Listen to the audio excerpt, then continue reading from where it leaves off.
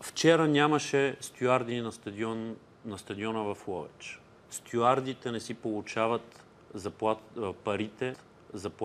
парите от клуба. Се докажат да бъде осъден. Искам да се върна към темата с стюардите. Когато има стюарди на стадиона, това нещо не се случва. Тези случаи са единични. И аз пак ще кажа, има един министър, имаше един вътрешен министър, когато аз като журналист, който се занимава с МВР, съм критикувал адски много. Обаче този министър въпросният... Не, няма да му го кажа. Въпросният министър, той направи всичко възможно полицията да излезе от стадиона. И той беше първия, който призна публично. Първия човек, който има власт в тая държава и който не сочи хората, които ходят на стадиона задължително като лумпени, наркомани, престъпници и така нататък.